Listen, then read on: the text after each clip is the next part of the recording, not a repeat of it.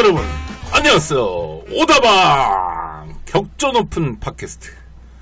전국을 넘어 전 세계 오피니언 리더가 함께 듣는 팟캐스트 오다방입니다. 오다방만 들으시면 누구나 격조가 높아지게 됩니다. 네, 격조가 높아지게 됩니다. 네. 네. 서혜성입니다. 오피니언 오국장이 이제 오창익 진행자가 별로 진행을 잘 못해서 제가 앞으로 진행을 네. 하도록가 뭐 그러든가 하겠습니다. 하여튼 오늘 다시 오늘 몇 번째죠? 저희요? 33회차 네. 방송을 시작하도록 하겠습니다. 의미 있는 숫자입니다. 네, 33. 네. 한국 사람들 특별히 3을 좋아합니다. 왜요? 아니 그 화장실에도 똑똑똑이라고 써있는 세계에서 유일한 나라입니다. 삼신 할머니 때문이 아닌가 생각을 합니다. 그래서 오늘 3,4만 분을 모셨습니다. 예, 아니요. 전쟁을 좋아하는 분.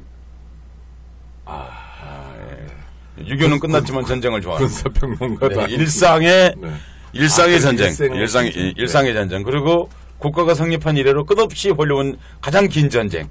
그 전쟁을 기획하지 않고 전쟁을 분석하는 세금 전문가. 세금 전쟁의 필자. 네. 성함이 어떻게 되시죠? 신승근 교수님 모셨습니다. 네. 어서 오십시오. 안녕하세요. 저 신승근입니다. 네. 네. 한국산업기술대 교수님이십니다. 예. 한국산업기술대 어떤 대학입니까? 한국산업기술대학교는 경기도 시흥에 있고요. 예. 예. 처음에는 이제 공대 위주로 특성화대로 만들었어요. 지금 일반대로 전환돼서 한 정원 7,000명 되는. 이거 큰 대학이네요. 수도권 중근호 대학입니다. 그러면 이건 국립대학입니까? 아닙니다. 지금 일반대. 사립대학. 네. 이른바 폴리텍 대학인 거죠, 그러니까. 폴리텍은 대학이라고 이제 시흥에서 얘기하는데 노동부에서 만든 대학이고요. 아하. 예, 이 대학은 이제 지금은 특성화대학에서 산업부에서 만든 특성화대학에서 네. 일반 대학으로 바뀐 대학입니다. 그렇군요. 그러니까 이제 폴리텍 대학은 아니군요, 그러니까. 예. 그렇군요. 그런데 영어로는 코리아 폴리텍 유니버시티로 되어 있습니다. 그래서 교수님들이 좀 이게 영어 가지고 네. 많이 물어보나 봐요. 네. 다른 데 가도. 그래서 이름 좀 바꿔야겠다 이런 얘기도 하시더라고요. 폴리텍이란 말을 한국말로 바꾸면 이게 기술종합대학 그런 말일 텐데. 그렇죠. 폴리가 폴리테크닉이니까. 묵다. 뭐 이런 말이니까. 폴리네시아 그럼 묵성을 묶었다 그런 말이거든요. 오창익 국장하고 저하고 차이점이 지식의 차이점이 깊이 있는 격조 있는 방송. 네. 영광입니다. 네네. 우리 신 교수님 모신 건 여러 가지 이유인데 가장 중요한 이유는 세금 전쟁이라는 책이 나왔습니다. 삼인 출판사에서 나왔고요. 저희가 방송을 통해서 책이 나왔다고 말씀드리면 청취자 여러분들께서는 구입해 보셔야 됩니다. 근데 이 책은 정말 서혜성 작가 좀 전에 말씀해 주신 것처럼 국가 성립 이래 끊임없이 반복됐던 전쟁에 그렇죠. 대해서 분석해 주시고 특히 수많은 자료와 함께 알기 쉽게 설명해 주십니다. 그렇죠. 네, 그 작가를 모셨는데요. 세금 얘기를 좀 해보려고 필자. 합니다. 네. 이럴 땐 작가보다는 필자. 네, 필자. 네, 감사합니다. 감사합니다. 늘 배웁니다. 우리 신승근 교수님 낯선 분들도 좀 계실 텐데요. 대학을 세금 관련 대학을 가셨죠? 그렇죠. 세무대학을 나왔습니다. 세무대학. 이름이 세무대학입니까? 국립세무대학이라고 합니다. 그게 몇 년도에 생겼죠? 81년도에 선생님 생겼죠. 마이크 쪽으로 조금만 더 방송 출연 경험이 많지 않은 대표적인 케이스를 좀 보이고 있습니다. 81년도에 생겨서 네네. 지금은 없어진 대학. 몇 년도에 없쯤에 없어졌죠? 99년도에 없어졌죠. 그러니까 역사가 18년밖에 되지 않은 19년입니다. 19년. 그런데 우리가 다 기억하고 있는. 우리 세대는 다 기억하죠. 분도 있지만 어쨌든 우리 세대는. 그렇군요. 왜 생겼다가 왜 없어진 건가요? 왜 생겼냐면 이제 아무래도 국가의 경찰대학하고 같이 세워졌거든요. 같은 그러니까 치안하고 조세 징수가 중요하다고 생각을 한 것 같고요.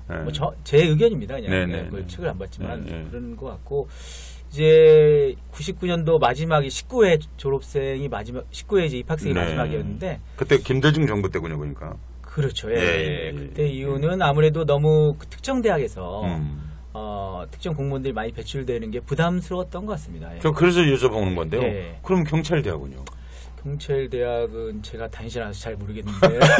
그래서 경찰대 오차육자님 전문이잖아요. 그럼 똑같이 생겼는데 그럼 세무대학은 특정 대학이 세무 권력이라고 할까요? 그런 걸 너무 많이 장악해서 문제라고 그러는데 그럼 경찰대학은요? 그러니까 세무 공무원들의 파워보다 네. 경찰 공무원들의 파워가 센 거 아닐까요? 살아남은 걸 보니까. 아. 심지어요. 네. 그 정도가 아니라 지금 학부만이 아니라 대학원까지 만들려고 하고 있습니다. 경찰대학은. 대학원이 남영동 가면 대학원 아닌가요? 아, 세무대학이 경찰대학하고 똑같이 생겼군요. 네. 전두환 대통령 가까이 특별한 배려로. 아, 그렇죠. 예, 아니, 예. 박정희 대통령 각하 아닙니까? 81년도. 가셨잖아요, 그분. 아니, 그러니까 네. 디자인은 박정희 때 한 거고. DJ. 뭐 디자인이 했을지 몰라도 실행하는 게 중요하기 때문에. 예, 그 디자인 언제 하는지 모르겠지만 81년도로 봐선 디자인도 전두환 대통령이 아, 한것 그 같은데요. 학교를 그렇게 금방 세워. 근데 우리만 한국에서 전두환 대통령이 그러는 거 아니에요? 뭐라고 그래요? 전두환이가. 전두환이가 그랬다. 아직 생활이 익숙하지 않아서. 그리고 세무대학을 졸업하시고, 예. 그리고 국세청에 가신 거죠. 예. 국세청. 자동으로 가는 거였죠, 그 당시. 그렇죠. 예. 예. 졸업식 날 임명식을 합니다. 지금 경찰대학도 지금도 예, 그렇게 그 하고 있어요. 임용식이라는 것은 네. 가령 이제 공무원 임용을 보통 들어가면 몇 급인데 이건 몇 급이다 이렇게 말씀해 주시면. 저희는 8급. 2년제 대학이기 때문에 그러니까 8급이고. 가령 보통은 시험 보면 9급인데. 9급 공무원, 7급 공무원 시험 있죠, 공채가. 그런데 대학을 졸업하면 예. 4년제 대학은 7급을 주고요. 예. 2년제 대학은 8급을 줍니다. 세무대학이 4년제, 2년제. 2년제. 그래서 경찰대학은 4년제이기 때문에 경위를 주잖아요. 이게 7급이에요. 네. 그리고 이제 세무대학은 8급을 주는 거죠. 근데 2년제라고 하지만 일반 전문대학하고 달리 네. 굉장히 실력 있는 학생들이 우선 들어가기 어려웠잖아요. 근데 뭐 사실 지방대학 가봐도 국립대학은 네, 특히 네. 실력 있는 학생들 많이 있고요. 뭐 네. 저희 학교만 실력 있다고 생각은 안 하고 저희 학교가 아니고 우리 학교. 우리 학교만 실력 있다고 비인격체를 존칭으로 사용할 수 없습니다. 손이 되게 큰데. 네, 그래서 네. 뭐 실력 있는 학생들이 많이 들어왔죠. 예. 저 혼자 있는 게 아니고. 그 요새 기준으로 보면 굉장히 환상적인 대학이네요. 졸업식 날 공무원 임용식을 하니까. 그때도 뭐 그런 게 많이 있었어요. 그래서 교원대학도 그랬죠. 그 당시에 교원대학도 그랬고. 예. 처음 시작할 때. 예. 교원대학 한동안 뭐 오랜 동안 예. 바로 임용됐었죠. 예.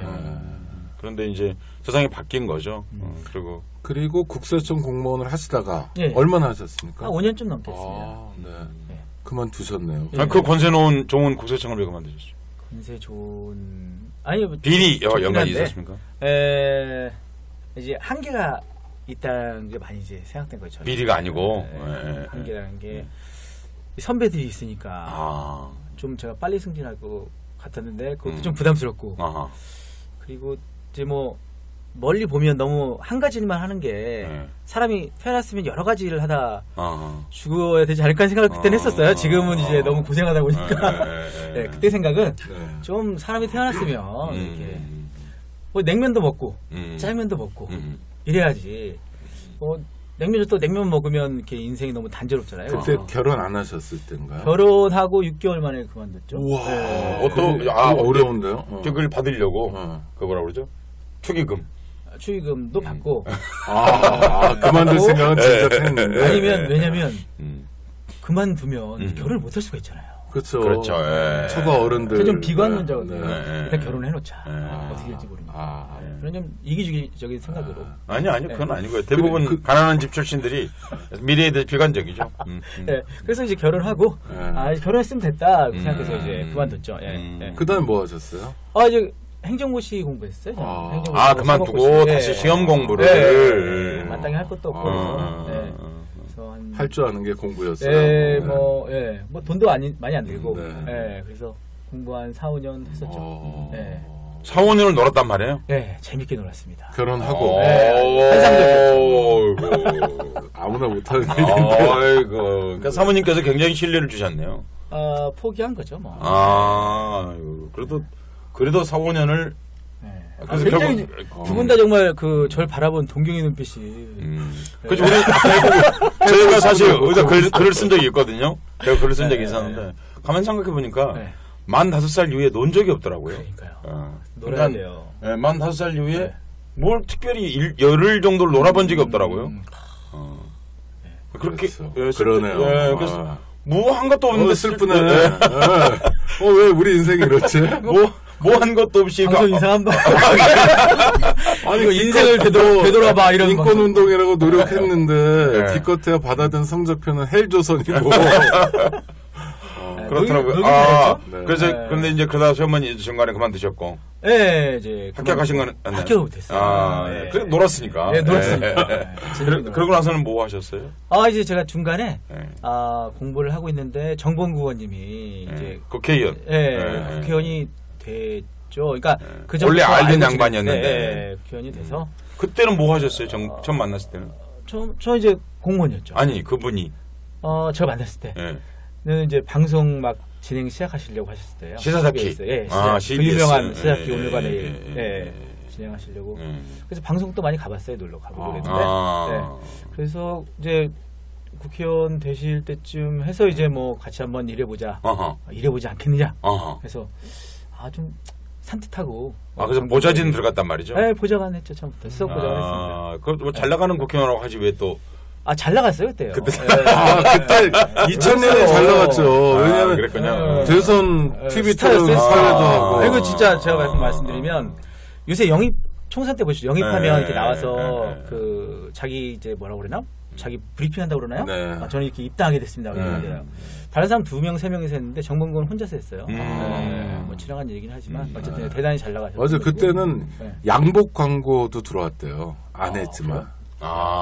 그거 했어야 되는데. 그러니까 좀 아쉽긴 하다고. 박찬적 이후에 처음으로 정치인에게 광고가 들어왔다고. 아니 그리고 지금도 인기 많으세요 생각보다. YMCA 사람이죠? 정봉구원이. YMCA도 입사를 있었죠. 흥사단. 흥사단 아니고. 흥사단 아니고 YMCA. 하여튼 그래서 네. 정봉구 의원과 함께 네. 국회에서 일하셨고. 그렇죠. 예. 그리고 네. 정봉구 의원은 국회에 더 안 계시니까 네. 그만두신 거네요. 그만두고 이제 제가 정책연구위원을 하게 됐죠. 국회에서? 네, 국회에서 네. 기획재정위 정책연구위원을 하면서 이제 그럼 그때가- 전공으로 오신 거네요. 예, 그렇죠. 네. 제 딴에는 전공이라고 할 수 있죠. 그래서 마침 기획재정위원회에서 이제 일을 하게 됐고 그 안에 조세소위 네. 세법을 심의한 조세소위가 있어서 그 이제 마침 2013년이 연말정산, 직장인 연말정산 증세 시기였어요. 맞아요. 열받을 예, 때였어요. 예. 네. 네. 그 다음 2014년이 담배세 인상. 그래서 네. 한국사에서 세금 가지고 단일 세금 가지고 네. 국민적 저항이 가장 컸던 사건이 담배세 인상이라고 말할 수 있죠. 사실. 그렇죠. 네. 담배세 인상 컸고요. 연말정산도 컸습니다. 그렇죠. 왜냐하면 거의 그러니까 2014년, 14년이 우리나라 그 세법 개정사라고 해야 되나요? 이런 데 있어 초유의 일이 되게 많았어요. 네. 초유의 일이. 지금 언니가 그런 걸 만든 거죠. 언니 방송 들으면 청취자들 청각을 보호하기 위해서 굳이 이름을 말하지 않으려고. 그래서 대통령이 직접 그 세법 개정한 다음에 일주일 만에 원점에서 세금 덜한 얘기도 했었고 그리고 소급해서 세금을 환급해줬어요. 기억나실지? 네, 기억납니다. 연말정산 관련해서 네. 맞아요. 있을 수 없는 일이거든요. 네. 소급해서 환급을 해준다는 거는. 그러니까 그럴 정도의 일이 벌어질 정도로 소급을 한다는 것은 5.18도 지금 소급해서 그럼 해야 되겠네요. 예. 아니, 왜 세금만 소급을 해? 그러니까 5.18도 소금하고, 5.17도 소급하고, 12.12 사태도 소급하고, 5.16도 소급하고, 5.16하고. 밤새 방송하셨는데. 그래서 아니, 그런 말이 나오면 자동으로 떠오르는 게 있어요. 아니 그러니까 초유의 세금 사태를 입법부에서 보셨다 이런 거죠. 네. 그런데 지금 또 대학 교수셔요. 네, 그럼 마침 그동안에 또 이제 대학 선생 하시려면 뭐 대학원도 가고 그러셨겠네, 그럼? 네, 이제 보좌관 하면서 석사 박사를 했죠. 그러니까 박사시구나. 박사죠. 신승근 박사님. 예, 고쳐 불러야 되겠네요. 그러니까. 저 세무학 박사입니다. 세무학. 예. 우리는 완전히 담쌓은. 나라가 삥 뜯을 때 저는 세금은 삥이라고 그러는데 내라고 그러면 그냥 내는. 그렇죠. 나 그런데 그걸 박사하시죠. 그게 얼마가 되는지도 잘 모르는. 우리는 그런 계산도 계산서가 안 돼. 오면 그냥 영수증 내거든요. 그래서 뭐 생각을 안 해봐요. 감사합니다. 왜 고마워? 아니 그게 아니라 갑자기 이런 생각이 들거든요. 이걸 어떻게 계산해 보려고 그러면 그 계산하는 시간이 너무 아까운 거예요. 차라리 그동안에 뭐 글이라도 하루 더 써가지고 10만 원 벌자. 이게 현명하다. 이렇게 생각하게 돼요. 서혜성 작가는 계산이 가능하다라는 계산을 하시네요. 가능하실 것 같아요. 저는 계산이 안 돼서 그냥 포기입니다. 그렇군요. 서 교수님 보면 뭐든지 깊이 있게 연구하셔서 아마 충분히 계산할 수 있을 것 같아요. 책 제목이 세금 전쟁인데 왜 세금 전쟁이라고 붙였습니까? 세금 전쟁이라고 붙인 이유는 그러니까 2013년, 14년 그 연말 정산하고 담배세 인상 때 그 분위기가 거의 전쟁이었어요. 네. 국가 비상사태 아닙니까? 그러니까 어느 정책을 가지고 대통령이 일주일 만에 다시 원점에서 검토하라고 하고 이미 시행된 제도를 가지고 그 소급해서 환급을 해주고 이런 일이 없었죠. 이게 우리나라 역대 2000년 동안의 왕들 중에 이런 사람들이 있었나요? 네. 아니 제가 세금사는 잘 모르는데 제가 생각해 봤거든요. 일주일 새에 그런 일이 왔다 갔다 하는 거 보고 연산군도 안 그랬던 것 같기도 하고 제가 세금사는 잘 모르지만 전 정책 박사 아니어서 잘 모르겠지만 어쨌든 그래서 시간을 좀 줄여드리려고 말씀드리면 제가 이 책을 쓰게 된 이유는 뭐냐면 토론회를 여러 번 했었어요. 그러니까 이제 2014년에 직장인 연말정산 증세도 됐지만 자영업자들 소금이 많이 올라갔습니다. 그러니까 우리가 이렇게 쉽게 생각할 수 있는 게 세금을 내는 주체가 한 세 그룹이 있죠. 법인이 있고 개인 소득자가 있고 자영업자가 있고 자영업자가 있는 거죠. 개인 소득 중에서 이제 급여 소득자가 대부분이니까 그렇죠. 나머지가 자영업자 한 700만 되는 자영업자가 있죠. 근데 법인을 제외한 나머지 경제주체 세금을 다 올렸다고 생각하시면 되겠죠. 그래서 2013년에 의지매입세액 공제라는 거 인상을 시켜서 공제를 줄이는 거죠. 그래서 자영업자도 세금을 많이 내게 됐어요. 이제 우리 여러분 이게 무슨 말씀이시냐면요. 그러니까 국가에서 세금을 증세하는데 세 주체가 있다. 하나가 회사, 법인, 그리고 하나가 이제 개인, 그리고 자영업자가 있다. 그런데 지금 무슨 말씀하신 거냐면 그런데 세금을 올리는데 법인은 놔두고 그 중에 자영업자 세금 증세율을 높였다. 지금 그 말씀하신 거죠? 법인을 말고 이제 놔두고 근로소득자하고 자영업자 세금을 다 올렸다 이거죠. 담배세는 아예 나머지 그 담배를 피는 사람한테 다 올린 거잖아요. 그러니까 법인을 제외한 나머지 주체에 대해서 세금을 계속 올렸다고 생각이 되고요. 그래서 이제 토론회를 제가 몇 번 했어요. 정책연구위원 하면서. 참고로 얘기하면 여러분 정치 여러분께 말씀드리면 우리나라 자영업 비율이 세계에서 가장 높습니다. 네, 그렇죠. 왜냐면 그리스 정도 빼고는 4개 나라가 있는데 뭐 그리스, 멕시코, 이탈리아, 스페인 이렇게 있는데 없죠, 그 나라들은 원래 관광이 주업이기 때문에 그러니까 그 사람은 취업하라도 안 해. 그렇죠. 자영업이 아니 저 앞에서 비빔밥집 많은 것처럼 그렇죠. 그렇게 생각하시면 돼요. 우리가 세계에서 그런 거하고 무관하게 자영업자 비율이 가지고 그 말은 무슨 얘기냐면 국민의 고용에 대해서 국가가 가장 책임지지 않고 있는 방임하고 있는 대표적인 나라 이렇게 생각하시면 되겠습니다. 그런데 그 사람들에게 국가가 보호를 별로 해준 적이 없는데 그렇죠. 우리 포장마차 같은 경우는 국가가 보호하기보다는 단속 대상이죠. 그런데 그분들에게 드디어 세금을 과감하게 올렸다. 누가 올렸어? 정부에서 올린 거죠. 언니가.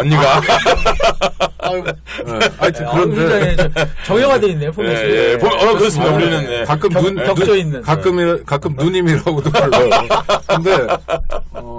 근데 그랬는데요. 그랬는데. 그 토론에서 이제 여러분 의견을 들어봤을 거 아니에요. 근데 어느 분이 그런 말을 하더라고요. 전 충격이었는데 법인세 오르는 건 나는 관심 없다. 난 관심 없다. 어떤 분이? 어떤 분이? 그냥 뭐 하시는 분? 자영업자였죠. 자영업자를 위한 토론회였어요. 한 게 자영업자 증세에 대해서 어떻게 대처할 것인가. 저는 이제 이게 옳지 않다고 생각한 거죠. 그러니까 이 말부터 맞아 하죠. 그러니까 법인세 올리는 건 난 관심 없는데 내 세금만 좀 안 냈으면 좋겠다 얘기를 하는 거예요. 전 일종의 충격이었죠. 조세 이기주의. 이기주의도 이기주의지만 저렇게 생각할 수 있구나. 저는 당연히 그렇게 생각해본 적이 없거든요. 세금이라는 게 내는 사람이 정해져 있어서 누가 조금 내면 누가 많이 낼 수밖에 없는 건데 이분들은 그런 생각을 하는 걸 보고 이거는 한번 책을 써봐야겠다는 생각을 처음으로 했어요. 첫 번째 포인트. 알겠습니다. 삼성전자든 현대자동차든 법인세를 MB 때부터 많이 깎아줬는데 부자 감세 이런 얘기 했잖아요. 근데 그 깎아주는 게 결국은 자영업자나 근로소득자에게 세금 인상으로 간 건데 그게 사실인데 그 부담을 더 갖게 된 사람이 법인세는 어떻게 되든 난 관심 없다라고 말씀하시는 게 근데 그게 물론 이제 신 교수님 입장에서는 쇼크지만 일반인들은 대체로 그렇게 생각하지 않나요? 그렇죠. 그래서 책을 쓴 거예요. 일반인들이 그렇게 생각하더라고요. 이른바 조세 무지, 조세에 대한 일종의 무지죠, 사실은. 이기주의가 결합된 무지 같은. 그것도 있고 지금 서 교수님 말씀 들어보니까 아까 세금 계산하기 싫다고 그랬잖아요. 그런 좀 회피하고 싶은 마음. 조세 회피 그런 것 같아요. 근데 그래서 원래 책 제목이 제가 뽑은 거는 제로섬 세금 전쟁이었어요. 아니 세금 전쟁이 좋아요. 그죠? 네, 세금 전쟁이 좋아요. 원래 좋은 책은 제목이 짧아요. 5장의 국제 책이 길어요, 제목이. 네. 아니, 얘가 참 멀리까지 가, 이렇게 보면. 네, 근데 어쨌든, 홍승건 부사장님이, 세금 전쟁을 하는 게 좋겠다고 이메일로 보내주셔서. 사장께서, 이 책판사. 그러십시오. 세금 전쟁. 그래서 이제, 제가 얘기하고 싶었던 첫 번째 얘기는 뭐였냐면, 법인세를 올리지 않으면, 우리나라가 지금 뭐 저부담 저복지 이런 얘기 계속 하잖아요. 네. 지금 뭐 저복지 저부담 이렇게 얘기했죠. 네. 그래서 유승민 의원 같은 경우는 중복지 중부담으로 가야 된다 이런 얘기 하고 있는데 그러면 세금은 더 늘어난다는 얘기잖아요 결국. 네. 그죠? 늘어난다는 얘기인데 가만히 있어도 늘어나요. 그리고 세금이 매년 늘어나잖아요. 부담이. 근데 법인의 세금에 관심이 없으면 개인들의 세금이 계속 올라갈 수밖에 없다는 거고 그게 이제 제 책에서 나왔지만 2012년하고 2015년 보면 4년 동안 2012년에 법인세하고 그 소득세가 45조였어요 똑같이. 근데 2015년 세수실적 보면 소득세는 45조, 법인세는 소득세는 60조, 법인세는 45조였거든요. 그러니까 법인세는 변함이 없는데 소득세만 15조 부담이 더 늘어나게 된 거죠. 그 이후로. 근데 또 한편으로 생각해 보면 그 자영업자분 얘기는 핵심은 그거 같아요. 그러니까 법인세를 니들이 올리면 대기업에 있는 사람들이 돈을 아끼려고 우리 집 식당에 잘 안 올 것이고 그러면 나는 장사가 더 안 될 것이다 이런 생각인데 근데 또 거꾸로 생각해보면 어떤 거냐면요 우리 그런 거 있잖아요 세금 많이 내는 사람들이 소비를 그 돈이 많이 들어간 걸 많이 사잖아요 왜냐면 그만큼 어차피 세금 나갈 거니까 그렇듯이 법인세가 도리어 낮으면 지출을 안 할 수도 있어요 법인들은 그렇죠. 그죠?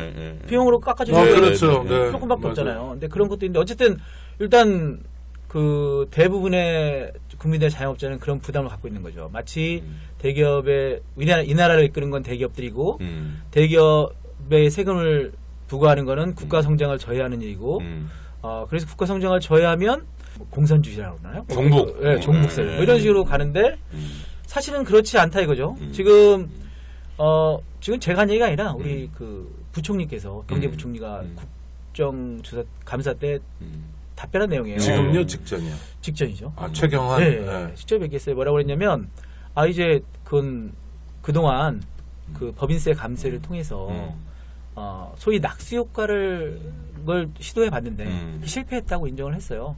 그 방금 아까 말씀드린 숫자가 2012년에 법인세도 45조, 근로소득세도 45조. 근로소득이 아니라 소득세. 소득세도 45조였는데 한 말씀만 더 드릴게요. 뭐냐면 세금은 국세는 세계 세금이 제일 비중이 커요. 그래서 지금 말한 법인세, 소득세, 부가세. 그죠? 그런데 이제 소득세는 늘었는데 65로 늘었다는 거죠. 60조로. 그런데 법인세는 그대로다면 법인세를 더 인하해 준 건 아니었네요. 근데 이런 걸 생각해 보셔야 될 게 그러니까 소득세가 왜 올라갔느냐 하고 물어보면 기재부 장관들이 답변이 그거예요. 월급이 올라갔다.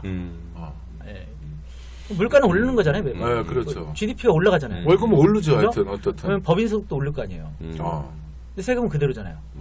그러니까 뭐 여러 가지 부자 감세 논의가 있어요. 이제 제 책에도 많이 써놨는데 부자 감세다 또는 법인이 세금을 덜 부담하고 있다, 더 부담하고 있다 여러 얘기 하는데 그냥 직관적으로 딱 놓고 얘기해 봤을 때 4년 동안 세금이 늘지 않았다는 거는 세금 부담이 줄었다는 거예요. 거꾸로 얘기하면 그건 그냥 직관적으로 그런 이제 전문용어로 맞다고 봐야죠. 감세 효과라고 합니다. 감세를 해준 거죠. 그러니까 그거 말고도 그러면 이명박 정권이 그 이름을 왜 얘기하세요? 죄송합니다. 하여튼 그분 2008년에 집권했잖아요. 네네. 그 다음에 그럼 법인세 인하 실질적인 감세 또는 실제로 감세도 했잖아요. 퍼센테이지를 낮추고.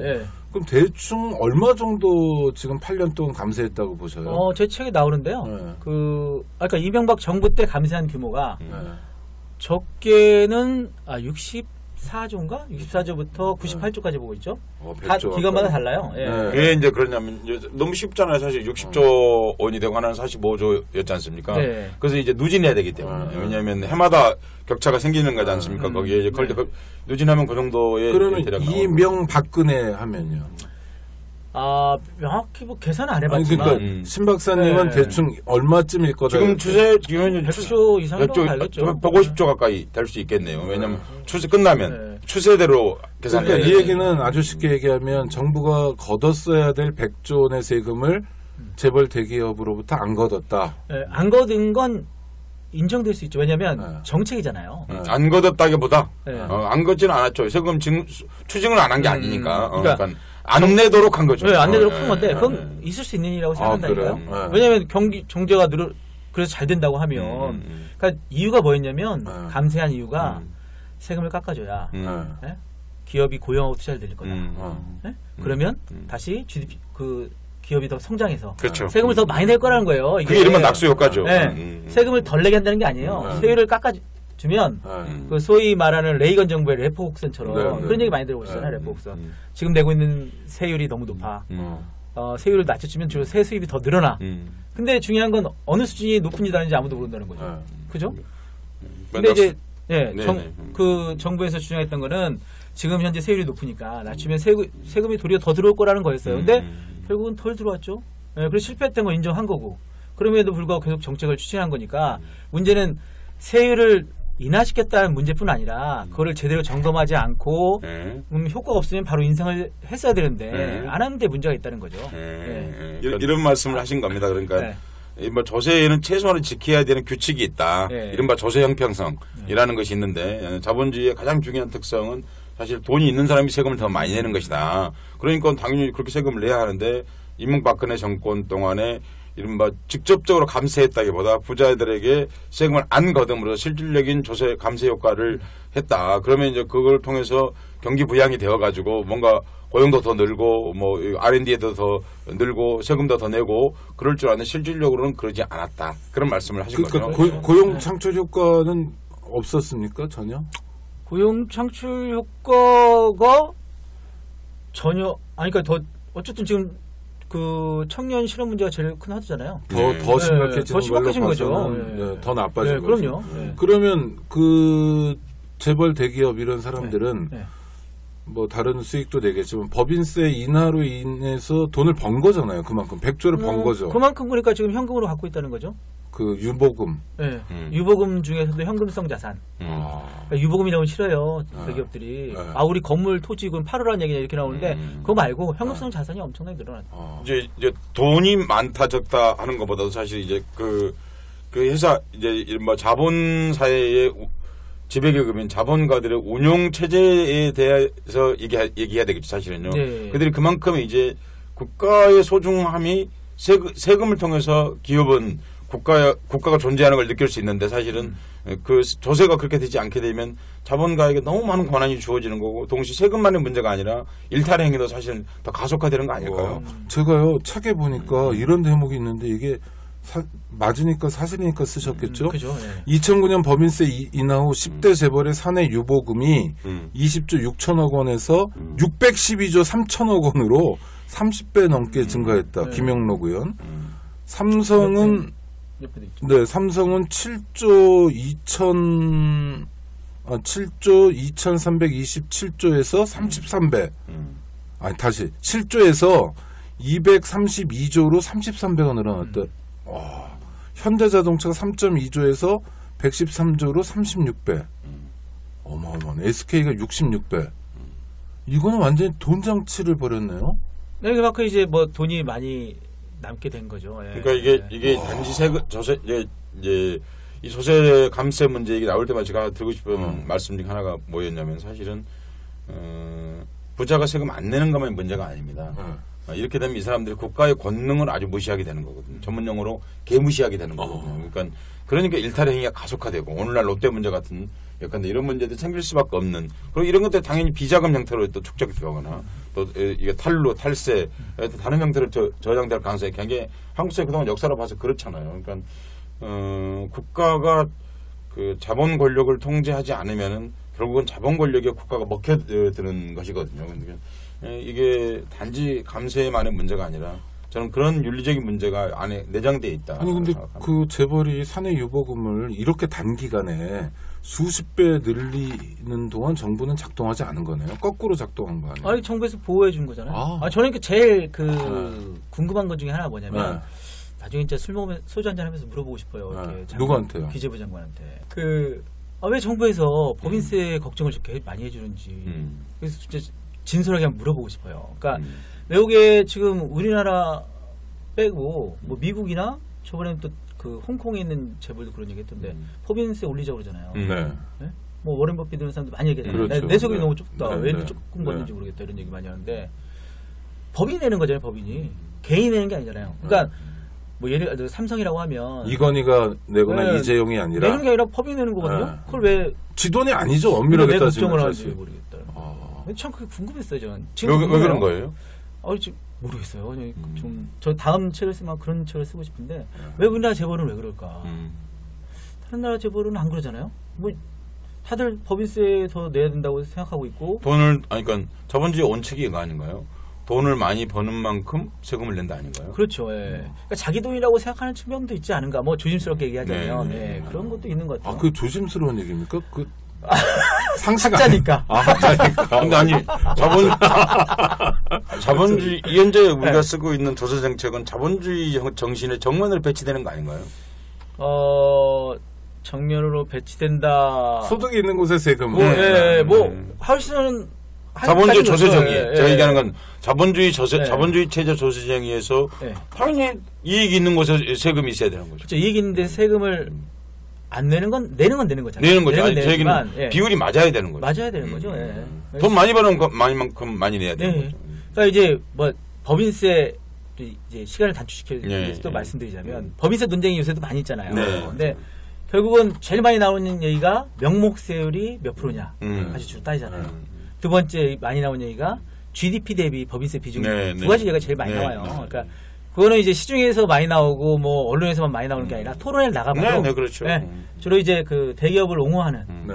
그런 연구소나 이제 그런 그분들이 오면 그런 얘기를 많이 하는데 첫 번째로 명목세율은 그렇게 중요하잖아요. 그러니까 예를 들어서 미국하고 일본은 명목세율이 되게 높아요. 39%? 네. 네. 근데 영국이나 캐나다 같은 경우는 이제 뭐 26% 이 정도 낮아요. 세금이 한 13% 차이 나잖아요. 근데 실효세율은 똑같아요. 네. 실효세율이 뭐냐면 이제 그 명목세율에서 감세해 주는 걸 빼는 거거든요. 실질적으로 부담하는 세율. 네, 네. 그래서 실질적으로 부담하는 세율이 소득 대비 몇 프로냐 했을 때 그게 중요한 거죠. 거의 다 22% 정도 나와요. 우리는요? 우리는 18%, 17% 이렇게 얘기하고 있는 거죠, 지금요. 그러니까 4, 5% 낮다는 거죠, 그거보다. 그러니까 그래서 세율 자체도 역시 그 인상을 시켜야 된다는 얘기가 나오는 거고요. 두 번째, GDP 대비 그 법인세 비중이 높다는 건데, 뭐 제 책에도 나왔지만, 우리가 법인 소득이 엄청나게 증가해 왔거든요. 다른 나라들에 비해서 그렇죠. 재벌 위주의 정책을 그렇죠. 다 재벌이죠. 네. 그런데 결국은 기업의 소득 대비 기업이 된 법인세를 봐야 되는데 전체 GDP 대비 법인세를 보면 당연히 비중이 높게 나오겠죠. 왜냐하면 법인 소득이 높으니까. 네. 그래서 그렇게 따져보면 기업의 소득에 대해서 기업이 낸 법인세를 가지고 국제 비교해 보면 우리가 많이 내고 있잖아요. 평균보다 낮아요. 그래서 그 두 가지를 놓고 봐도 법인세 인상해야 된다는 게 맞는 거죠. 안녕하세요. 오창익입니다. 인권연대는 정부나 기업의 지원을 사양하고 오로지 시민의 참여로만 운영하는 100% 순도의 민간 인권단체입니다. 1999년 창립 이래 한눈 팔지 않고 오로지 인권운동에만 매진해 왔습니다. 인권연대 회원으로 참여해 주세요. 인권연대 회원이 늘어나면 그만큼 인권연대의 활동도 풍부해지고 활발해집니다. 인권연대 회원 가입은 인권연대 홈페이지를 참고해 주세요. 감사합니다. 지금 상황에서 하여튼 이명박근혜 정권이 법인세를 인하해줬고 실제로 그래서 들어와야 될 세금이 적게 잡아도 뭐 한 100조 정도가 덜 들어왔으면 우리가 연간 예산이 한 400조 조금 안 되지 않습니까? 400조라고 하면 그만큼의 마이너스가 있는 거잖아요. 그래서 계속 그 국채를 발행하고 있는 거죠. 그래서 국가 빚이 늘어나고 있는 거죠, 계속. 그리고 국가가 빚을 늘려가고 그러니까 국가가 빚을 져가면서 재벌을 도와주는 거네요. 한마디로 더 얘기하면. 얘기하자면 네. 그 빚을 이제 국민들이 부담하는 거니까. 그러니까 개인에 대해 결국은 공적 자금 얘기도 그러잖아요. 네. 공적 자금도 다 국민의 세금으로 하는 거잖아요. 그렇죠. 지금 뭐 대우조선 네. 이런 얘기 나오지만 그 돈 어디서 나오겠어요? 근데 공적 자금에 대한 지금 회수율이 네. 몇 퍼센트 정도? 뭐 한 명목적으로 한 60% 되는데 이자 따지면 40몇 프로 된다고 저번에 나온 것 같은데. 네. IMF 이후에 공적 자금을 그렇죠. 수십조를 투자했는데 147조? 근데 실질적으로 회수되는 건 40% 정도 회수되고 네, 있다. 했었다고 해서 보는 거죠. 예. 아니, 장발장 은행만도 우리는 못하는. 왜 돈을 못 빌리고? 예, 아니, 어쨌든 그러니까 회사가 망하면 네. 대기업 재벌이 망하면 힘들면 세금으로 막고 네. 서민이 아니, 힘들어서. 세금은 안 내고 그리고 빚은 안 갚고 나도 그런 거 좀 하고 싶다. 그러니까 결국은 담배 태우시는 분들께서 네. 법인세 대신 내주고 있는 거죠 지금. 그렇죠. 네. 많이 태우세요. 네. 아니 뭐 아직도 담배를 분들이- 통해서 이제 네. 했을 때 정말 그 담배로 개인에게 결국은 그것도 흡연자들이 되게 이제 중산층 이하일 가능성이 높은 사람들이 네. 이제 주로 흡연자들인데 그분들한테 법인세에서 못 걷는 만큼 안 걷는 만큼을 그분들에게 책임을 전가하는 형태로 이제 됐지 않습니까? 그러니까 1년 반 동안 담배 값이 아닌 담배세 인상을 통해서 네. 얼마나 번 겁니까? 더? 작년에 3조 6천억이었죠? 아. 그러니까 4조 정도 됐는데 4조 담배에서 때- 담배를 반출할 때 세금을 내요. 이렇게 공장에서 아. 나갈 때 먼저 내죠. 조정을 해서 아. 쥐었다는 얘기도 있고. 그리고 왜냐하면 1, 2월엔 담배 많이 안 샀을 거예요. 인상이 되니까 그렇죠. 네. 미리 사놓고. 작년에 그 제 책에도 나와 있는데 7월 달쯤 되면 네. 거의 90% 가까이 갚아지죠? 회복을 해요. 네. 네. 지금 거의 뭐 예년 수준으로 회복했을 거예요. 그러면 네. 올해는 4조가 아니라 훨씬 더 많은 돈을 벌겠네요. 정부에서 그렇게 예산을 이미 하고 있어요. 발표했죠, 그렇게. 네. 예상된다고. 얼마 정도? 세수입 제가 기억이 한 6조 되는 것 같은데. 6조. 와. 정확히 제가 뭐 기억이 못하지만. 그거하고 이제 벌금 혹은 교통 딱지 네. 이런 것도 증가했죠. 예. 그런 걸 뭐라 그럽니까? 세외 수입. 벌과금 세외 수입. 예. 제가 전문 용어를 하나 알고 있습니다. 네. 삥. 삥을 뜯는 거지 국가가. 길거리에서 삥을 뜯는 그것도 얼마 정도 됩니까? 그것도 몇 조죠? 거의 1조 가까이 몇 천억 이렇게 던데. 그거요? 네. 세외 그거 수익, 넘는구나. 세외 수익 전체로는 30조가 넘고요. 지금 말씀하신 거. 길거리에 뜯는 삥 거죠. 뜯는 거면 한 10몇 조 될걸요?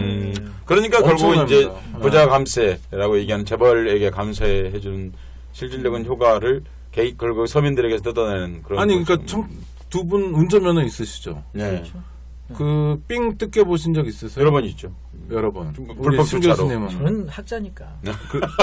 말씀하시기 어렵다는 거죠. 그러니까 학자니까 말하기 어렵다. 알겠습니다. 격전 높은. 아니 근데 얼마 전에 이런 보도가 있었어요. 모든 운전자가 삥 뜯겨 본 적이 있다는 거예요. 안 뜯길 수가 없죠. 아니 그러니까 이거는 문제 아닙니까? 그렇다면 뭔가 이렇게 벌과금이라는 게 잘못한 거에 대한 벌이잖아요. 근데 전 국민이 잘못한다면 제도가 잘못된 거잖아요. 그렇죠. 와. 그다음에 책에 보니까 네. 무슨 담배를 하루에 한 갑씩 피는 사람이 내는 세금이 무슨 아파트 얼마 9억짜리. 9억짜리 아파트 재산세? 랑 똑같아요. 그렇죠. 네, 그렇죠. 근데 그 하루에 담배 한 갑씩 피는 사람이 9억짜리 아파트 없을 텐데. 저도 모이면 없지만. 그 재산세만큼 세금을 낸다는 그렇죠. 거죠. 예. 근데 재밌는 얘기 하나 해드릴게요. 네. 우리나라 사람들이 매화를 좋아하잖아요. 네. 근데 매화. 왜 매화? 근데 우리나라 왜 매화나무가 굵은 나무가 없는지 혹시 아세요? 담배를 펴서 그런 거예요. 예. 어떻게 하셨어요? 그 왜 연관인가요? 지금 담배 얘기했으니까. 왜 이게 연관인가요? 그러니까 뭐냐면 시험을 잘 보는 스타일이야. 근데 정답은 써.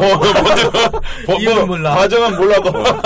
근데 왜 그래요? 그게 왜 그러냐면 그 세금을 뜯다 못 뜯으니까 연산군이 네. 그 각 집에 있는 매화나무에 증세를 했어요. 아 옛날에. 옛날이죠 전시되니까. 그러니까 사람들이 매화나무를 베어버린 거예요.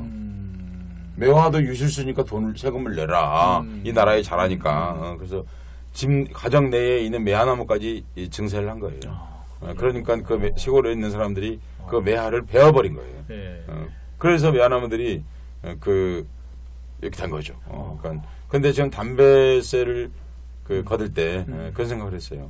연산군이 매화나무에다가도 세금을 매기는 것처럼 결국 국가의 조세의 큰 부담을 약자들에게 떠넘기는 방식에 대해서는 같구나. 그러면 민주공화국의 대통령이 네.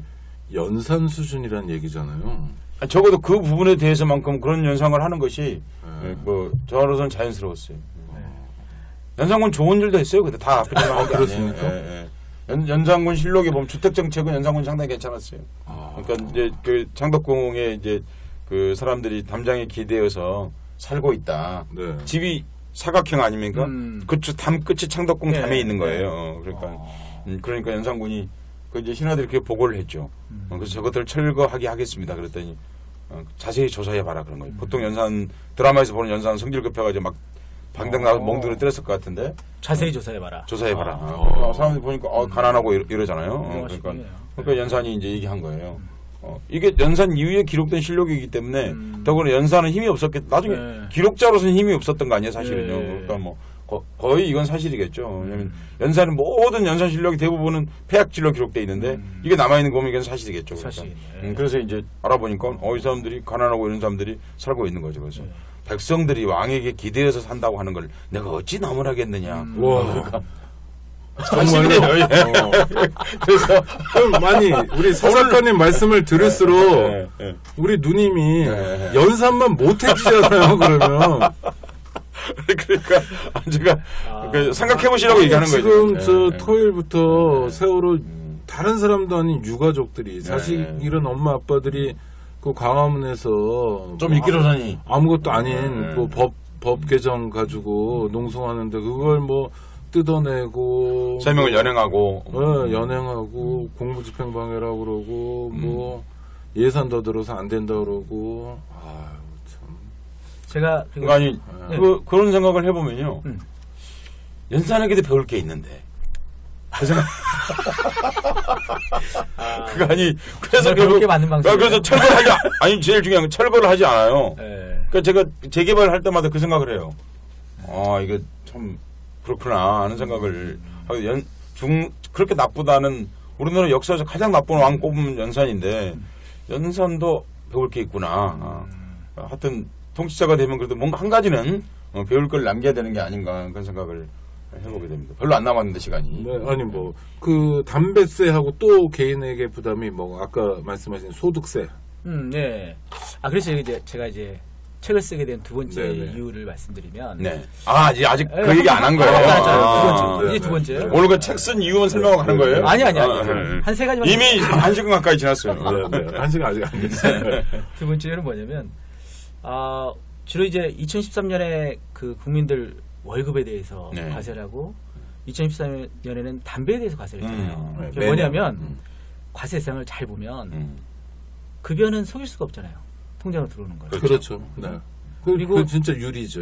유리지갑 투명. 담배는 쉽게 끊을 수가 없다는 거예요. 아까 금방 말씀하셨지만 예전 소비율 그대로 다 회복했죠. 회복했거든요. 그러니까 우리의 정신이 좀 비겁해졌다. 그런 생각을 했어요. 그러니까 뭐냐면 우리는 우리가 역사책을 배울 때는 우리가 수많은 외적의 침입을 받아도 그거를 우리나라를 지키기 위해서 수많은 분들이 그 희생을 해서 이 나라를 지켜왔고 뭐 독립 정신 이런 걸 배워왔는데 지금 우리가 사는 시대에는 약한 사람을 괴롭히고 어려운 위치에 있는 사람을 이용해서 뭘 세금을 벌어들인다 이런 생각을 한 거죠. 그러니까 담배에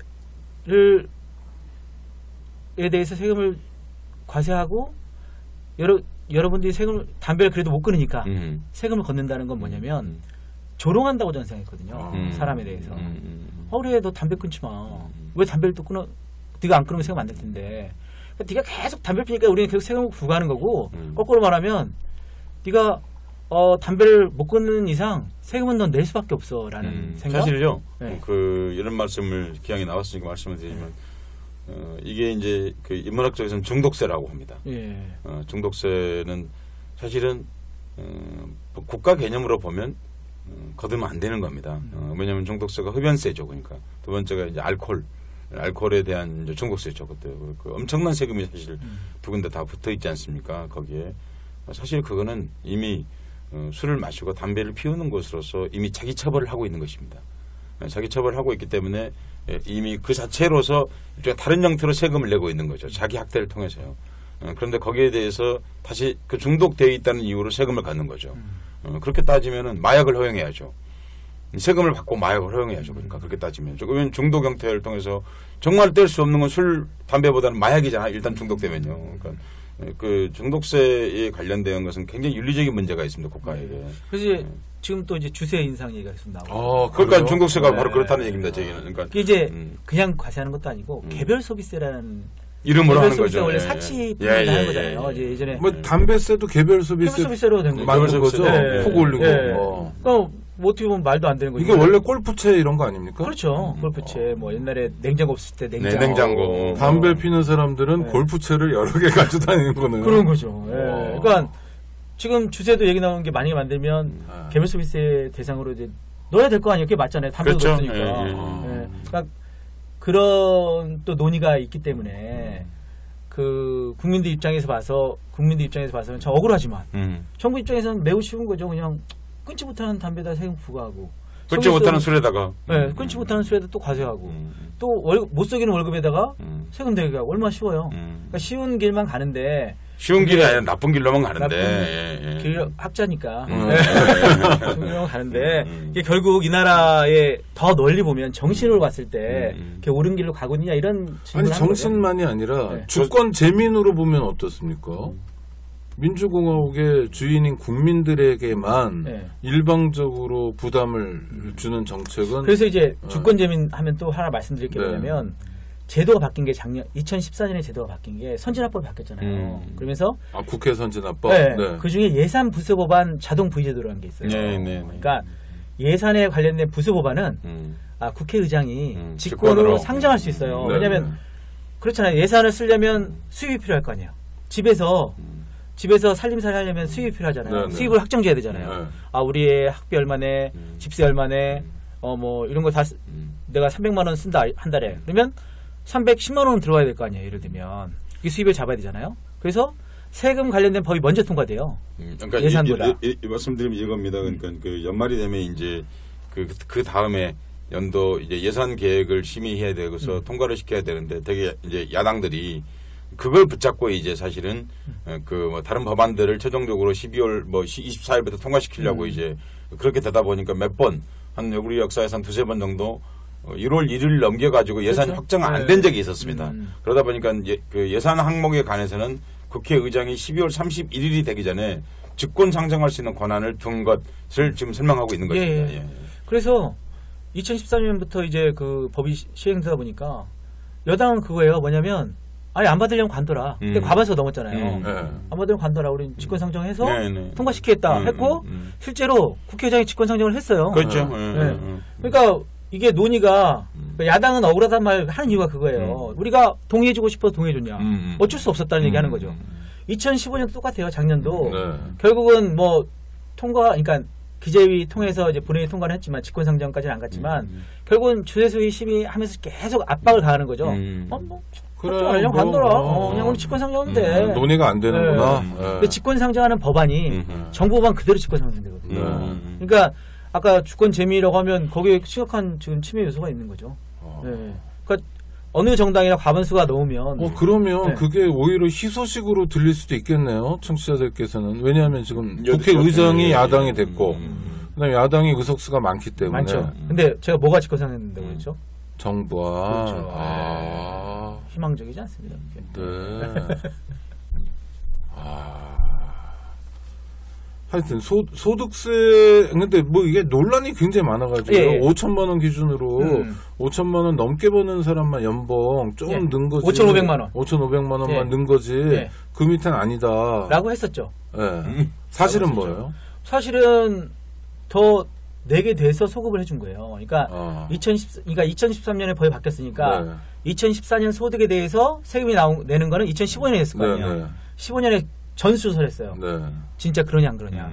근데 그러거든요. 그러니까 5,500만 원 미만도 세금을 10몇만 원까지 더 내는 사람도 있었어요. 그러니까 소급해서 그거를 다 면제를 해준 거죠. 뭐 자녀세액 공제 주로 이런 거였어요. 자녀세액 공제가 줄어들었거든요. 그리고 그러니까 세금은 자녀소득 공제가 줄어들었다면 애를 많이 날수록 세금에선 손해다. 그래서 이제 그걸 소급해서 세금을 안 내는 방식으로 이렇게 해주면서 그러니까 1년 전에 2014년과 2015년에 소급해준 거예요. 2014년까지 적용되도록. 그래서 환급을 해준 건데 그럼 5,500부터 7,000까지는 2만 원에 3만 원만 세금 더 낸다고 그랬거든요. 이 사람들은 구제가 안 됐죠. 네, 아예. 이거를요 그러면 네. 희망도 없네요. 막막해지는데 어떻게 풀어야 됩니까? 다시 얘기하면 네. 지금 정권이 이런 얘기를 아무리 열심히 한다고 그래도 귀담아 들을 것 같지 않고 네. 그리고 그 기존 정책을 계속 밀어붙일 거 아닙니까? 그러니까 가진 사람은 더 혜택을 보고 없는 사람은 만약 주세 인상까지 하면 더 깨지는 거잖아요. 결국은 그러니까 투표로 심판하는 거죠, 국민들은요. 그래서 이번 총선이 네. 총선 결과가 여당이 과반수를 못 가져왔잖아요. 네.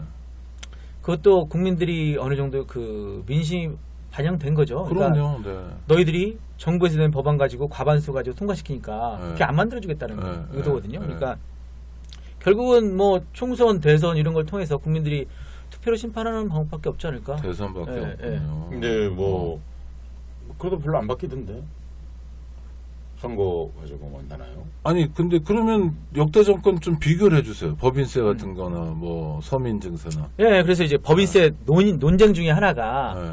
그 우리 여당에서 하는 말이 그러면 니들 집권했을 때도 법인세 올리지 않았냐였어요. 이제 올리지 않았냐, 그러니까 네. 내리지 않았냐 네, 네, 네. 그거였어요. 근데 우리가 그 내용을 쭉 그러니까 우리가 올리지는 못했는데 야당이 올리진 못했는데 그 감세된 걸 보면 다 새누리당 의원들이 발의를 한 거죠, 법안을. 발의를 했고 과반수를 넘게 갖고 있을 때 여당에서 다 통과가 된 거거든요. 네. 그렇지만 정권을 쥐고 있었으니까 그건 약간 좀 변명 아닌가요? 그렇게 하면? 변명일 수도 있죠. 예, 변명일 수도 있는데 어쨌든 그 법안을 발의하고 국회에서 통과된 건 그런 식으로 통과됐다는 거죠. 아니 근데 하나만. 네. 그 담배세가 인상돼서 네. 담배 피는 흡연자들이 네. 하루에 한 갑을 피면 매일 2,000원씩 더 뺏기는 거잖아요. 그렇죠. 오로지 세금으로만. 네. 아니죠. 2,000원 중에 네. 일부는 이제 그 원가 상승, 그러니까 담배 회사가 가져간 돈이 있어요. 하여튼 뭐 네. 그거야 뭐 대부분 한 1, 200원일 네. 거고요. 네. 네. 그러니까 대부분 세금으로 뺏기는데 네.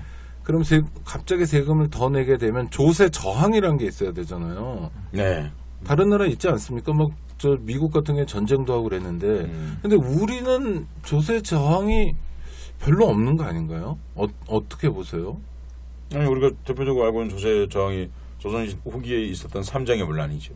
조세 징벌이 이제 가혹하게 되니까 계속해서 폭동이 일어났죠. 아니 그러니까 대한민국의 2013, 14, 15년에 조세 저항이 있나요? 지금? 한국에서는 조세 저항 운동하기가 참 어려운 조건 하에서 계속해서 지금까지 진행되어 왔죠, 사실은. 그러니까 조선시대를 유지한 힘은요. 조선시대 24년마다 조세 저항 운동, 밀란 폭동으로 조선시대가 사실 유지되었습니다. 그러니까 폭동이 나쁜 게 아니라 그걸 통해서 조선이 고쳤거든요. 정책을 바로 잡는. 네, 왜냐하면 정확히 24년에서 25년마다 조세와 관련된 밀란이 있었어요. 그러니까 그때마다 뭔가 고쳐보려고 그랬죠. 그게 사회가 장기간 가는 것은요. 사실 폭동에 저항이 있는 거거든요. 그걸 통해서 일정한 사회를 개선하는 거죠. 그만큼씩 받아들임으로써. 근데 우리가 사실 지난번에 언제나 이제 귀착점이 총선이나 대선의 투표 심판, 거기 귀착되는 구조 아닙니까? 근래에 그렇죠. 와서 네. 87년 이후에 늘 하는 얘기가.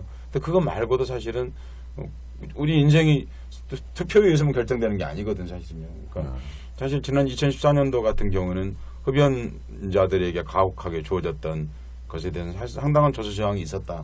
이렇게 말할 수 있죠. 그런데 그것이 조세 저항감만 있었던 거 아닌가요? 아니 근데 그걸 되려면 현재 정치가 있기 때문에 야당이 그걸 수용해서 그걸 가지고 재구성하려고 그랬어야 되는데 그 당시에 그거 야당이 동의해서 통과시켜줬거든요, 사실은요. 법률로 통과시켜준 게 동의해줬어요. 그때 뭐 세월호법인가요? 뭐하고 하여튼 묶여가지고 거기 속아가지고 속았죠. 그래서 통과시켜줬죠. 그러니까 속았다. 하여튼 우리가 보면 속은 거고 야당으로서 불가피했겠죠. 그러니까 그런 과정들이 있었던 건 당시에 시민들이나 국민들이 의식구조로 봤을 때 그건 일정한 조세 저항 수준에 이르렀다. 이렇게 말할 수 있었겠죠. 이런 건 없나요? 담배여서 저항하지 못하는 건 없을까요? 그것도 있죠. 그러니까 왜냐면 제 슬로건 이 사람들이 조세를 늘리기 증세를 하는데 목적을 뒀다고 국가에서 말한 게 아니라 국민 건강권을 담보하기 위해서 이것이 반드시 필요하다. 국민 건강 증세. 이제 그쪽에 방점을 맞췄기 때문에 그러니까 마치 조세 저항을 하게 되면 무슨 뭐 범죄자가 되는 것처럼 이렇게 된 거죠. 신 교수님도 그렇게 보시는 거예요? 제 생각으로는, 그러니까 제가 이제 매번 강의 이런 거 할 때 네. 얘기하는 건데, 우리나라 그 자영업자나, 네. 뭐, 지금 담배 피우시는 분도 마찬가지죠. 이분들이 세금이 많다고 생각한 게 얼마 안 돼요. 왜냐면, 우리나라 자영업자들은 신용카드가 들어오면서 이제 본격적으로 세금이 들어간 거거든요. 그렇죠. 예전에는 탈세하고 있다는 거 자기들이 알아요. 네. 왜냐면 카드가 없을 때는 지금 카드 이제 긁고 있으니까 이제 카드라는 게 있고 매출이 노출되는 걸 알았지만 옛날에는 어떻게 했겠어요? 거꾸로 말하면 다 현금으로 받았을 거 아니에요. 네. 그러니까 그래도 내가 정부에서 내라고 하는데 그래도 이 정도면 내가 좀 얼마 남기고 내는 거니까 그런 거였는데 네. 한 6, 7년 전부터는 그렇지 않아요. 문화가 바뀌었죠. 사람들이 네. 그 자영업자들이 그 부가세를 이제 3개월마다 한 번씩 내거든요. 네. 그러면 뭐 집에 가져가는 거 거의 없다고 생각해요. 그달은 세금을 내고 나면 사실이죠. 월세도 네, 내야 사실이죠. 되고 네. 인건비 주고 네. 세금까지 세금을 내면 모아놨던 걸 내니까 네. 한꺼번에. 그리고 소득세를 내잖아요. 5, 6월에 네. 내면 그 마이너스라고 그래요. 마이너스. 그 대출 받았어야 된다 세금 일부 그 정도의 부담을. 그럼 갖고 그분들은 있어요. 왜 사는 거예요?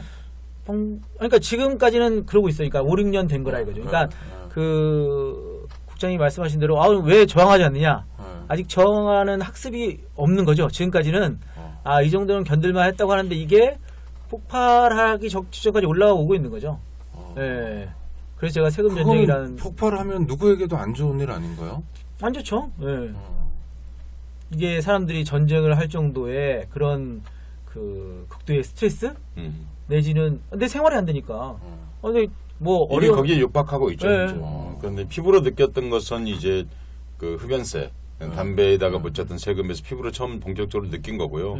이제 자영업자들에게 현재 이게 가속화되고 있거든요. 지금 우리 신 교수님께서 이제 간략간략하게 얘기해서 그렇습니다만은 대개 이제 중소보다는 소기업들이 이제 3개월에 한 번씩 이제 부가세를 내게 돼 있는데 그게 이제 회사 경상수지 전체로 봤을 때 감가상각 이런 거 빼고 직접적인 걸로만 봤을 때도 실제로 그 달에는 대개 수익률이 거의 안 생깁니다. 왜냐하면 1월달, 2월달은 어떻게 남는 것 같은데 3월달 그 적어도 해당 달에는 거의 이익이 안 생기는 구조로만큼 세금을 걷어가고 있거든요. 그러니까 그 세 달 중에서 2달은 뭐 나름대로 집에 좀 가져갈 게 있는데 세 번째 달이 되면 거의 그럴 게 없죠. 그리고 이제 5월 달에는 종합소득세를 신고해야 되는데 그때 되면 한 번 더 부과되는 거죠. 그러니까 1년에서 12분의 4 내지는 12분의 5 정도는 그러니까 2분의 1이죠 사실은요. 2분의 1 정도는 사실상 수익이 별로 없는 그런 구조로 현재 조세 증세가 되어가고 있는 거죠. 그리고 이게 사실이에요. 무슨 뭐 복잡한 얘기 아니고요. 저 옛날에 그런 만화 만평도 기억나는데 민주주의라는 게 한판 승부는 아니라고. 네. 그 매번 우리가 대선만 보고 그래서 대선에서 만약 또 원하는 후보가 안 되면 5년 동안 좌절하고 승질나서 담배 피려면 또 세금 내고 뭐 이런 게 악순환이 돼야 되는가. 저는요 제가 여쭙고 뭐 두 분 다 말씀해 주시면 좋겠는데 그러니까 그냥 평범한 시민인 나는 이 문제에 어떻게 저항을 하면 좋을까. 이를테면 식당 가서 현찰 쓰기를 고집해야 되나. 아니요 이를테면요 뭐가 없을까요? 그러니까 그냥 이렇게 정부에서 미는 대로 그냥 우린 다 밀리면 되는 건가. 그러니까 어느 정도 밀릴 수는 있지만 살 수 없을 지경까지 밀리면 안 되잖아요. 자영업이 지금 폐업하는 비율이 굉장히 늘어나고 있는 게 사실 이런 문제도 있는 거 아니에요? 이거 문제 있는 게 이걸로 왜 그러는 거예요? 아니 월세도 많이 오르고 그래서 이게 양극화는 계속 심해지고 있는 사람은 계속 있고 없는 사람은 못 살겠다고 아우성이고 없는 사람들 입장에서는 지금 뭘 어떻게 하면 좋을까요? 어떻게 저항을 해야 되느냐? 아니 그러니까 제가 여쭙는 건 대선 때 투표 잘하는 것이 있지요. 근데 5년이다. 네, 그리고 5년이고 만약 잘못됐을 때는 또 5년씩 하고 이명박 정권에서 끝날 줄 알았는데 이명박근혜 정권인데 뭐 15년도 집권할 수 있잖아요, 현실적으로. 그러니까 대선 말고 우리에게 뭐가 없을까? 우리에게 무슨 기회가? 우리의 선택은 없을까? 또는 우리가 할 수 있는 구체적인 일은 없을까? 이제 오차기 국장님이 하시는 그런 시민운동밖에 없겠죠. 말씀 제가 드리라고 하면, 그러니까 실제로 어느 정도로 지금 국민들이 분노가 올라와 있냐면, 우리는 직접 목도하고 있지 않지만 자영업자 하는 사람들은 방송에 이렇게 세금 낭비하는 뉴스 나오잖아요. 가서 때리고 싶대요. 예, 내 그렇게 어렵게 세금 낸 거 가지고 나는 정말 애들 과외도 못 시키고 외식도 못 하고 이렇게 아껴가지고 세금 내는 건데 니들이 이렇게 흥청망청 쓰느냐 네. 이런 생각을 하는 거죠. 예. 그러니까 분노는 차 있는데 아직 분노를 어떻게 분출할 수 있는가에 대한 그런 구조는 안 돼 있는 거죠. 그러니까 뭐 방안이라고 하면 시민 사회 운동이 지속적으로 광범위하게 나가는 수밖에 없겠죠. 네. 예. 우리 서 작가님 또 제가 기억하는데 한 1990년대 후반 97년 8년에 이제 처음으로 사실상 조세 저항 운동 같은 그런 모임, 낯서자 연맹 이런 게 처음 생겼어요. 이건 무슨 얘기냐면요. 한국인들은 지금까지 조세 저항 개념, 저항감을 거의 안 갖고 국가가 요구하면 거의 복종하는 형태로 조세에 대해서 조세 복종이었죠. 네, 조세 복종이 광범하게 그 한국 사회를 지배하고 있었고요. 그것에 가장 결정적인 것은 사실은 분단 체제였습니다. 그런데 민주화 운동과 더불어서 이제 조세가 무엇인가라는 문제를 생각하게 된 것이고요. 특히 이제 부자보다는 약자들에게 증세가 많아지는 그 부분에 대해서 조세 저항감을 갖고 있는 것도 사실이죠. 그러면서 이제 월급쟁이들을 중심으로 한 조세 저항 운동 같은 것들이 일정하게 생겼던 것이 납세자 운동이었죠. 그러니까 그런데 이제 점점 그것들이 이제 민주정부 10년 또 이명박근혜 10년 가까운 20년 가까운 세월을 거치면서 이제 조세에 대한 한국인들의 감수성이 이제 좀 생기고 있다 이렇게 말씀드릴 수 있을 것 같습니다. 그러니까 조금 더 시간이 지나고 또 그런데 그냥 시간이 지나서 되는 게 아니라 조세에 대해서 조세 형평성이죠. 그러니까 조세가 형평 있게 집행될 수 있도록 하는 그런 포괄적인 국민운동 혹은 세금 납세 운동 혹은 조세 저항 운동 그런 같은 것들 그것의 목적은 조세 형평성을 실현하기 위한 거죠. 조세 정의. 예, 조세 정의를 실현하기 위한 거죠. 그리고 가장 자본주의다운 자본 국가를 운영하기 위한 거죠. 돈 있는 곳에 세금이 있다는 거죠. 그러니까 그렇게 하기 위한 좀 더 큰 형태의 운동 같은 것들이 만들어지게 될 것이다. 그 역시 그러면 그것도 제2의 민주화 운동 같은 거네요. 예, 본질적으로 우리 민주화되는 역사가 세계 민주화 역사가 세금 관련된 싸움이잖아요. 지금 인류 역사랑을 한마디로 줄이면요, 국가의 역사랑 곧 조세의 역사였거든요. 그러니까 그 조세의 형평성, 노예는 전체 모든 걸 다 바쳐서 세금이 없었죠. 왜냐면 모든 걸 다 바치기 때문에요. 중세에는 노예보다는 조금 나니까 농노라고 그러는데 70% 뜯겼거든요. 그러니까 자본주의는 그만큼씩 세금 비율로 보면 그 사이의 자유의 척도를 알 수 있습니다. 그러니까 세금의 자율성을 갖는 만큼씩 자유를 갖는 건 사실은요. 세금을 내는 만큼 자유가 드러난다. 그렇죠. 예. 그러니까 세금을 덜 내는 만큼이죠. 그러니까 오늘날 복지는 세금을 내지만 증세율은 높지만 사실 누리는 일도 높은 거죠. 그렇죠. 그런데 지금 우리는 조세율만큼 가장 큰 문제는 조세 정의, 조세 형평성이죠. 조세 형평성이 안 맞게 되면 자유는 그만큼 박탈당하게 되는 거죠. 신 교수님, 세금에 대해서 결정할 수 있는 가장 무거운 책임 누구에게 있습니까? 기재부 장관인가요? 언니 아닌가? 대통령인가요? 대통령이 장관을 임명하니까. 네, 그렇죠. 네. 그럼 대통령이 되시거나 우리 신 교수님이 또는 기재부 장관이 됐을 때 나 같으면 세금을 지금 상황을 들어오는 입구는 똑같은 거 아닙니까? 그러니까 그때도 법인세 걷어야 되고 뭐 소득세 내야 되고 부가세 있고 기타 여러 가지 주세도 있고 이런데 어떻게 걷겠다. 그러니까 조세는 이렇게 하면 조세 정의가 실현된다. 일단 국가를 운영하려면 세금이 있어야 되죠. 그럼요. 있어야 되는데 그 누구로부터 얼만큼 걷어야 될 건가는 그 시대에 달라질 수는 있다고 생각해요. 아니, 지금 당장 이제 대통령이 되셨어요. 이라고 보면 지금 어쨌든 제일 큰 문제는 가계부채 문제거든요. 우리나라 경제에서. 그러니까 가계의 소득을 늘려주는 방향으로 가야 된다고 생각하거든요. 그러려면 가계의 소득을 늘리려면 제일 큰 게 그 세금을 가계에 대해서 줄여줘야 되죠, 도리어.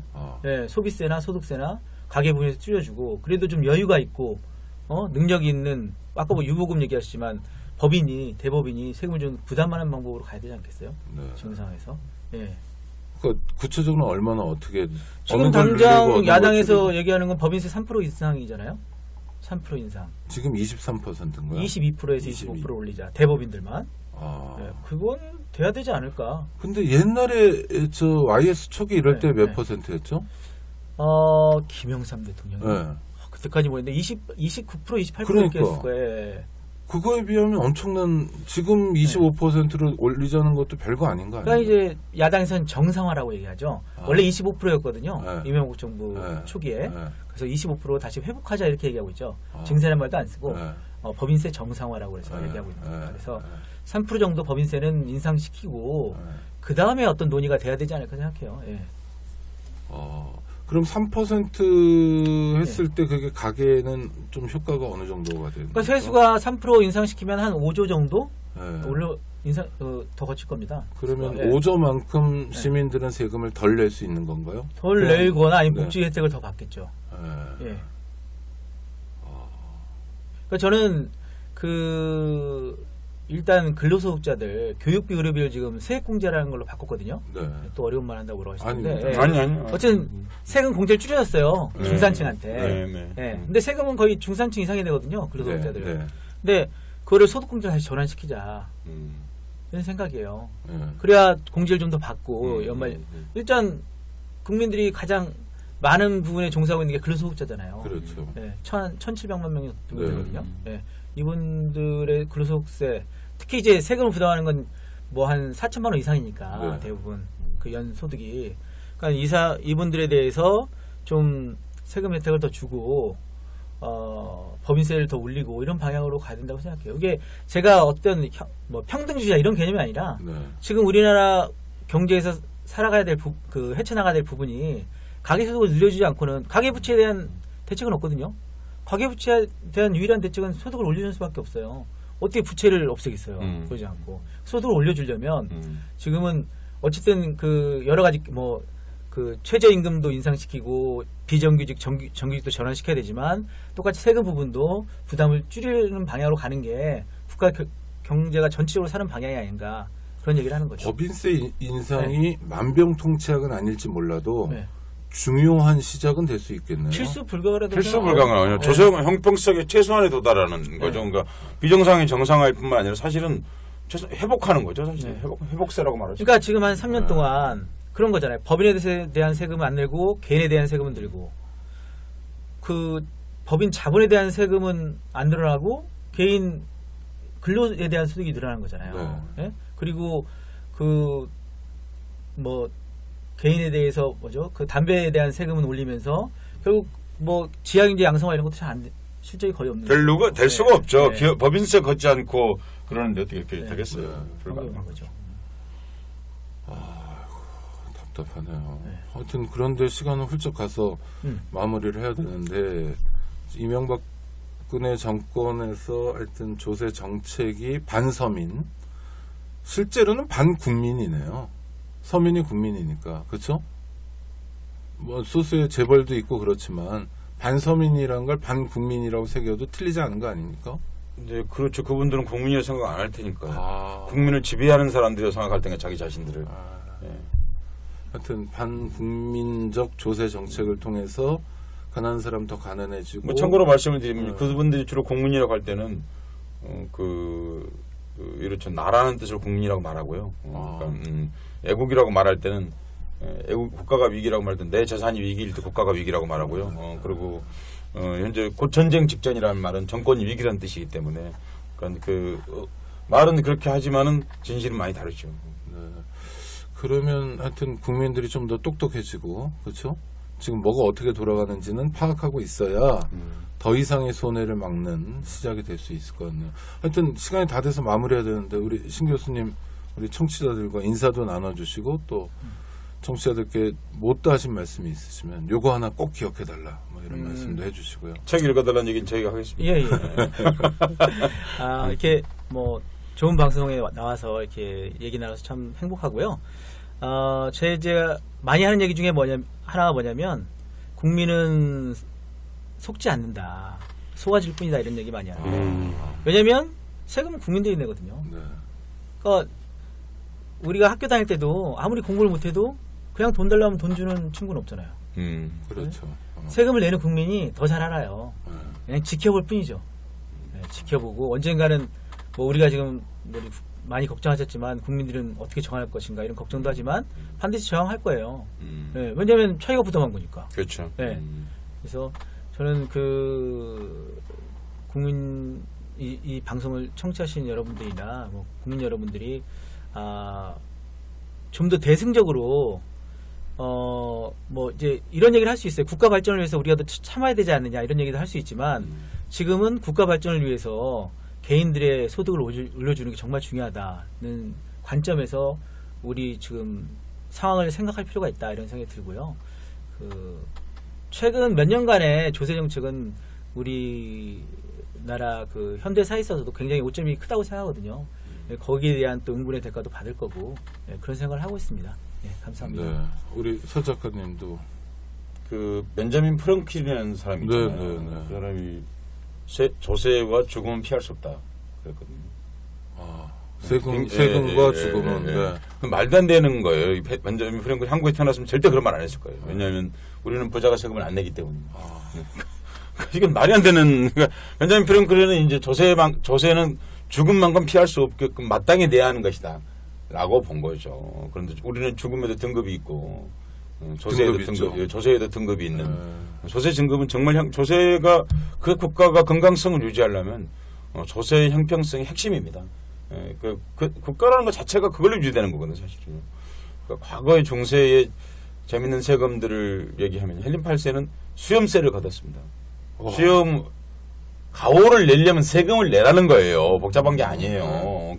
그러니까 예전엔 가오 잡는 문화였을 거 아니에요. 수염을 깎으면 되죠, 그럼요. 깎으면 무슨 상놈의 자식이 되는 문화 아닌가요? 거의 그런 거죠. 그런데 그러니까 오늘날 개념으로 보면 우습지만 이제 그런 거죠. 그러니까 그 가오를 잡으려면 그 세금을 품위를 유지하려면 세금을 내라는 거죠. 창문세 이런 것도 있었죠. 예, 그 창문이 무슨 얘기냐면 지금 우리 생각하면 창문 아무것도 아닌 것 같은데 그렇지 않습니다. 그러니까 옛날에 유리가 굉장히 비쌌거든요. 그러니까 유리창이 많다는 건 네가 세금을 낼 수 있다는 뜻이다. 사실 그거하고 저기하고 밀접한 연관이 있거든요. 우리가 먹고 있는 초콜릿, 고디바라는 초콜릿하고 창문세 얘기에서 나온 거거든요. 고디바라는 초콜릿을 모릅니다. 교수님 아세요? 학자시니까. 네, 되게 비싼 초콜릿이죠. 아시는 분들 비싼 것만 드시는군요. 네, 비싼 거보다는 이렇게 세금학자가 하여튼 그런 거거든요. 그러니까 창문의 숫자로 세금을 먹인 것. 그 말도 무슨 얘기냐면 일조량에 먹은 게 아니라 평판 유리를 사용할 수 했으므로 너는 부자다. 그렇기 때문에 세금을 내라. 그래서 힘이 없는 부자가 아닌 사람들은 지금도 프랑스나 런던에 가면 파리 런던에 창 없는 집이 많이 있어요. 그러니까 그렇게 닫아 놓은 거죠. 또 좀 더 발전했을 때는 이제 석탄이 출현하고 그럴 때는 저기 했어요. 굴뚝세를 받았거든요. 침리 텍스. 왜냐면 그 연기 안 피우고 살 수는 없잖아요. 집안에 벽난로 세죠. 그러니까 벽난로를 이 기준이 모든 게 뭐냐면요. 그 당시엔 크레딧 카드가 없었잖아요. 네. 증세를 정확하게 하기도 어려웠고 그러니까 수입을 정확하게 측정할 수가 없었던 거죠. 그러니까 그거 다 재산세거든요. 일종이에요. 그러니까 재산의 크기만큼 돈을 내라. 체면의 크기만큼 돈을 내라. 국가에다가 라고 했던 거죠. 그렇지만 지금 역사적으로 다르니까 한계도 있고 우리는 좀 어색하지만 최소한 공평하긴 했네요. 제가 그 말이니까 무슨 얘기냐면 복잡한 게 아니라 그러니까 중세조차도 최소한의 공평성을 유지하려고 애를 썼고 그리고 그 공평성뿐만이 아니라 실제로도 약간 돈 있는 사람에게 돈을 거들려고 해도 그 자세는 더 많이 그러니까 그런 점에서 우리가 정말 한국의 조세정의가 제대로 실현되고 있는가 한번 생각해 볼 필요가 있겠다는 말씀을 오늘 꼭 드리고 싶었습니다. 기왕에 세금 얘기가 나왔기 때문에. 네. 중세만 못하네요. 그렇게 또 1대1 대응을 하면 물론 그런데 그런데 중세만 못한 측면이 꽤 있네요. 있습니다. 지금 사실 이렇게도 말씀드릴 수 있는데요. 조선시대 재벌 최고 부자 그룹과 대지주죠. 그러니까 하고 지금 부자 숫자를 따지면 지금 부자 숫자가 더 작습니다. 무슨 얘기냐면 부가 얼마나 더 많이 집중되어 있냐를 말하는 거예요. 그러니까 그만큼 더 위험한 사회라는 거죠. 부가 소수에게 집중돼서 위험한 거죠, 사실은요. 통칭적으로 제가 이 오늘날 한국 조세제도를 한마디로 쭉 그리면 이렇게 말할 수 있습니다. 조세제도 및 재벌에 의한 부의 집중을 얘기한다면 사실은 한국 사회 전반이 재봉건화의 과정을 급격하게 가고 있다.